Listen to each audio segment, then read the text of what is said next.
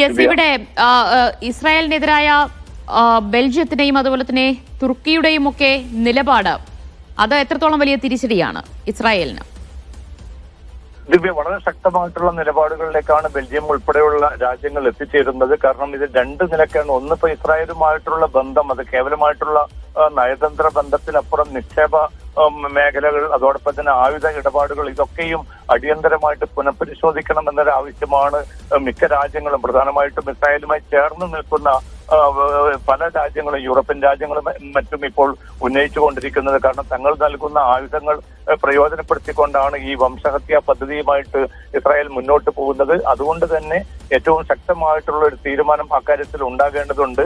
ഇസ്രായേലിന് ആയുധങ്ങൾ കൈമാറുന്ന സ്ഥാപനങ്ങളുമായി ബന്ധപ്പെട്ട് അവർക്ക് നൽകി വരുന്ന പിന്തുണ പിൻവലിക്കണമെന്ന് മിക്ക യൂറോപ്യൻ രാജ്യങ്ങളും ആവശ്യപ്പെടുന്ന ഒരവസ്ഥ ഒരു ഭാഗത്ത് തുടരുന്നു. അതോടൊപ്പം തന്നെയാണ് ഈ മാസം ചേരുന്ന UN പൊതുസഭാ സമ്മേളനത്തിന്റെ ഒരു പശ്ചാത്തലത്തിൽ സ്വതന്ത്ര പലസ്തീൻ രാഷ്ട്രത്തെ പിന്തുണയ്ക്കാൻ കൂടുതൽ ശക്തമായിട്ടുള്ള ഏകോപിത നീക്കം വേണമെന്ന ഒരാവശ്യം കൂടി ഉയരുന്നുണ്ട്.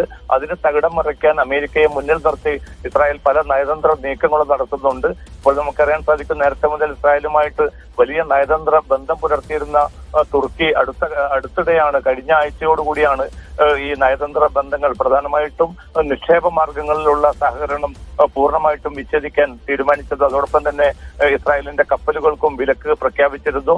ഇന്നിപ്പോൾ തുർക്കി പ്രസിഡന്റ് ഉർദുഗാൻ അറിയിച്ചിരിക്കുന്നത് ഈ അർത്ഥത്തിൽ ഇനിയും ഈ വംശഹത്യ കയ്യും കെട്ടി കണ്ടു നിൽക്കാനാവില്ല, കൂടുതൽ ശക്തമായിട്ടുള്ള ചില തീരുമാനങ്ങളിലേക്ക് പോകാൻ തങ്ങൾ നിർബന്ധിതമാകുമെന്ന വളരെ ശക്തമായിട്ടുള്ള ഒരു മുന്നറിയിപ്പാണ് ഇപ്പോൾ ഇസ്രായേലിന് നൽകിയിരിക്കുന്നത്. സ്വാഭാവികമായിട്ടും അറബ് രാജ്യങ്ങളും തുർക്കിയുമായി ആശയവിനിമയം തുടരുന്ന ഒരു ഘട്ടത്തിൽ കൂടുതൽ കടുത്ത നടപടികളിലേക്ക് തുർക്കി കടന്നേക്കുമെന്ന സൂചന കൂടിയാണ് ഉർദുഗാന്റെ ഏറ്റവും അവസാനമെന്ന ഈ പ്രതികരണം കൂടി തെളിയിക്കുന്നത്. ദിവ്യ, ഓരോ ദിവസവും നമുക്കറിയാം ഗസയിൽ പട്ടിണി മരണം അത്രത്തോളം രൂക്ഷമാവുകയാണ്. അതിൽ കുഞ്ഞുങ്ങളുടെ അവസ്ഥയാണ് വളരെ സങ്കടകരം. 20,000-ലധികം കുഞ്ഞുങ്ങൾക്ക് അംഗവൈകല്യം ഉണ്ടാകുന്നു. ഈ മര്യാദയ്ക്ക് ഭക്ഷണം ലഭിക്കാത്തതുകൊണ്ട്, ഒരു നേരം പോലും ഭക്ഷണം ലഭിക്കാത്തതുകൊണ്ട് വലിയ രീതിയിലുള്ള പോഷകാഹാരക്കുറവ് അവർക്ക് നേരിടേണ്ടി വരുന്നു, പല വിധത്തിലുള്ള അസുഖങ്ങൾ. അപ്പോൾ ഗസയിൽ നിന്നുള്ള കാഴ്ചകൾ എത്രത്തോളം ലോക മനസാക്ഷിയെ തന്നെ ഉലയ്ക്കുന്നതാണ്? ദിവ്യ, നമ്മള് ഇതിൽ ശ്രദ്ധിക്കേണ്ട ഒരു കാര്യം, ഏത് ആഭ്യന്തര സംഘർഷങ്ങളുടെ ഘട്ടങ്ങളിലും അധിനിവേശത്തിനെതിരായിട്ടുള്ള നീക്കങ്ങളിലും ഒക്കെ അന്തർദേശീയ ചട്ടങ്ങൾ പ്രകാരം പറയുന്ന ഏറ്റവും പ്രധാനപ്പെട്ട കാര്യം എന്നത് ഈ ഒരു വംശഹത്യാ പദ്ധതി അല്ലെങ്കിൽ ആക്രമണത്തിൽ 3 വിഭാഗങ്ങൾക്ക് പൂർണ്ണ സുരക്ഷ നൽകാൻ അന്തർദേശീയ ചട്ടങ്ങൾ പ്രധാനമായി നിർദ്ദേശിക്കുന്നുണ്ട്.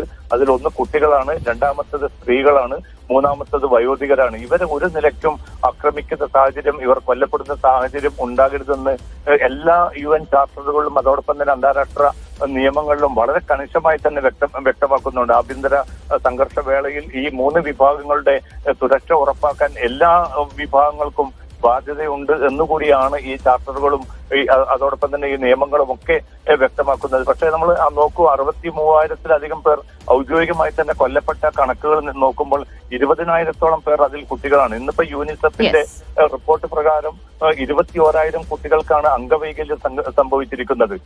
അതിൽ തന്നെ ഈ അംഗവൈകല്യം ഒരു നിലക്കും അവർക്ക് ജീവിതത്തിലേക്ക് തിരിച്ചു വരാൻ പറ്റാത്ത വിധത്തിൽ അംഗവൈകല്യം സംഭവിച്ച ആയിരക്കണക്കിന് കുട്ടികളും ഇവരിൽ ഉൾപ്പെടും. ഇപ്പം 2 വർഷത്തിലധികമായി പഠനം പൂർണ്ണമായിട്ട് നിഷേധിക്കപ്പെട്ട ഒരു സാഹചര്യം. ഇതൊക്കെ നമ്മുടെ കൺമുമ്പിൽ, ഈ പരിഷ്കൃത ലോകത്തിന്റെ കൺമുമ്പിലാണ് ഈ ക്രൂരതയും ഈ നീതി നിഷേധവും ക്രൂരതയാർന്ന ആക്രമണം ഇസ്രായേൽ നടത്തിക്കൊണ്ടിരിക്കുന്നത്. കുട്ടികളെന്നോ സ്ത്രീകളെന്നോ ഗർഭിണികളെന്നോ എന്ന നോക്കാതെയുള്ള അതിക്രൂരമായ ആക്രമണമാണ്, വംശഹത്യയാണ് ഇസ്രായേൽ നടത്തിക്കൊണ്ടിരിക്കുന്നത്. അതിനിടെയാണ് ലോകരാജ്യങ്ങൾക്കിടയിൽ നിന്ന് വലിയ പ്രതിഷേധം ഉയർന്നു വരുന്നതും. MC നാസറാണ് വിവരങ്ങൾ നൽകിയത്.